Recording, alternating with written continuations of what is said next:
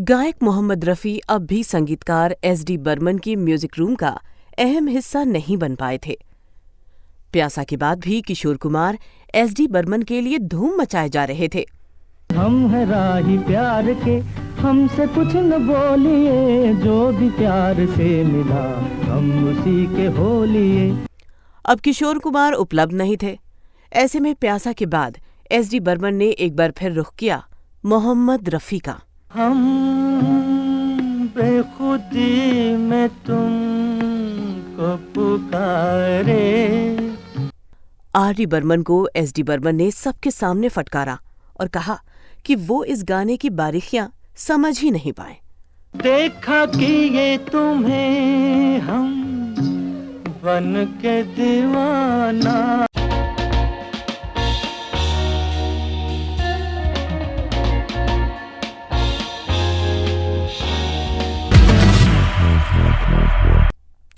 नमस्कार, black and white में आपका स्वागत है।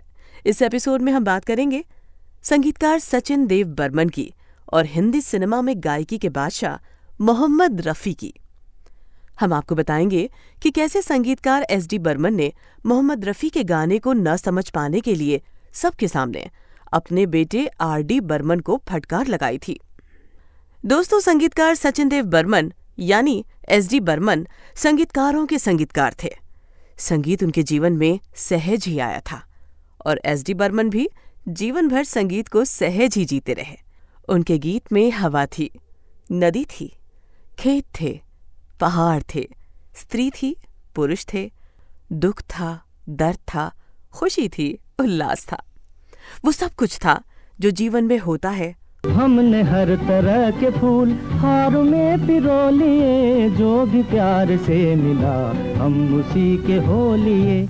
दोस्तों, 1950 के मध्य तक एस.डी. बर्मन हेमंत कुमार, तलत महमूद और किशोर कुमार में से किसी एक को चुनते थे। यहाँ ये बताना भी ठीक रहेगा कि उन दिनों देवानंद ने अपनी इमेज एक उदास, दुखी और परेशान हीरो की बनाई हुई थी और वो पर्दे पर ज्यादातर ऐसी ही भूमिकाएं निभाते थे। ऐसे में उनके ऐसे पात्रों के लिए हेमंत कुमार और तलत महमूद की आवाज बहुत सूट करती थी और शायद यही कारण है कि एस.डी. बर्मन तब देवानंद के लिए हेमंत कुमार और तलत महमूद को चुनते थे। जाए तो जाए कहाँ। एस.डी. बर्मन को मालूम था कि मोहम्मद रफ़ी अपनी आवाज से कितनी तरह का काम ले सकते हैं। यही वजह है कि उन्होंने प्यासा के लिए मोहम्मद रफ़ी को चुना। प्यासा की कहानी की जो थीम थी और उसके हिसाब से जो गाने थे, उनके साथ मोहम्मद रफ़ी के बिना न्याय नहीं हो सकता था। प्यासा के अलग अलग गानों को जैसे अलग अलग तरीके से मोहम्मद रफ़ी ने गाया, उससे मोहम्मद रफ़ी को लेकर एस.डी. बर्मन के नज़रिए में भी एक बदलाव आया। उन्हें इस बात का एहसास हुआ कि मोहम्मद रफ़ी कैसे थीम के हिसाब से अपनी आवाज में परिवर्तन कर सकते हैं। जला दो इसे, फूंक डालो ये दुनिया। प्यासा के गाने हिट हो गए, लेकिन प्यासा की कामयाबी के बाद भी मोहम्मद रफ़ी एस.डी. बर्मन के म्यूजिक रूम का अहम हिस्सा नहीं बन पाए। किशोर कुमार अब भी एस.डी. बर्मन की पहली पसंद थे। 1957 में ही प्यासा के बाद फिल्म 9-11 में एस.डी. बर्मन के लिए किशोर कुमार ने गाया और क्या खूब गाया। हम उसी के हो लिए, जो भी प्यार से मिला हम उसी के हो लिए।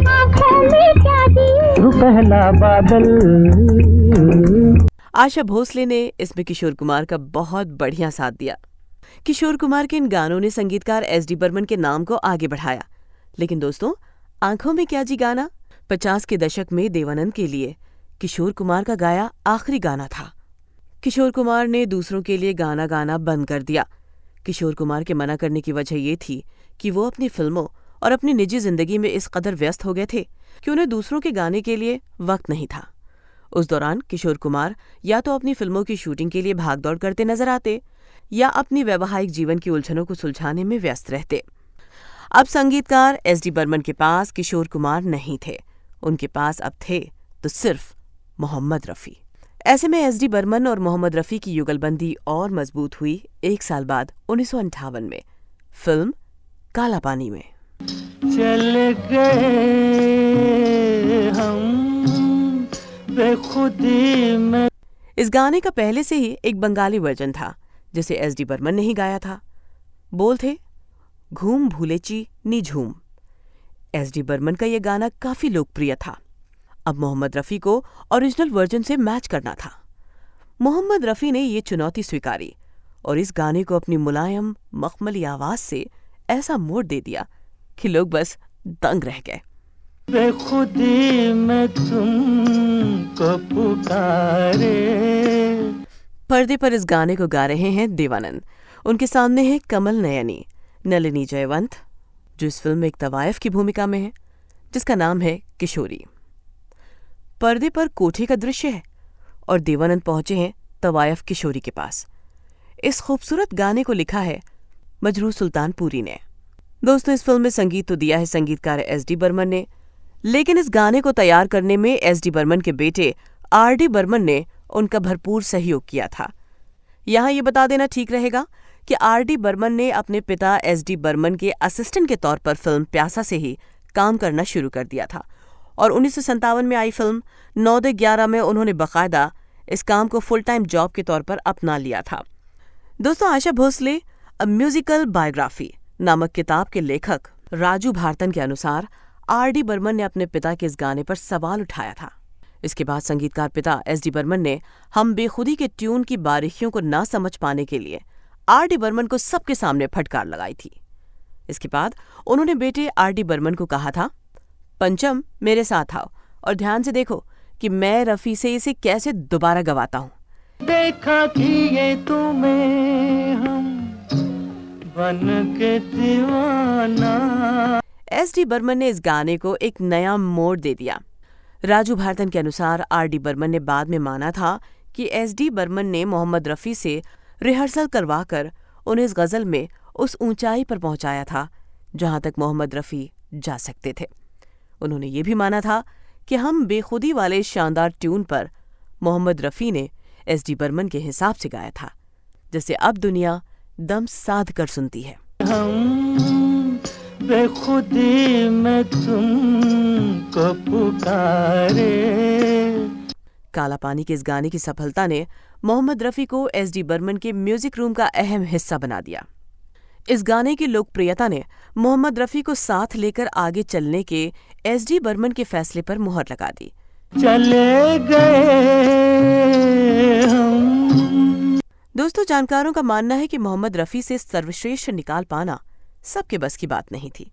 उस दौर में नौशाद, शंकर जयकिशन, रोशन, रवि, चित्रगुप्त जैसे गुणी संगीतकार थे जो मोहम्मद रफ़ी की ताकत को जानते थे और उसी हिसाब से उनसे बेस्ट निकाल देते थे। इस एपिसोड में आज इतना ही। अगले एपिसोड में आपसे फिर मुलाकात होगी। तब तक के लिए इजाजत दीजिए। नमस्कार। 4 कदम भी चल न सकोगे समझे। हाँ समझे।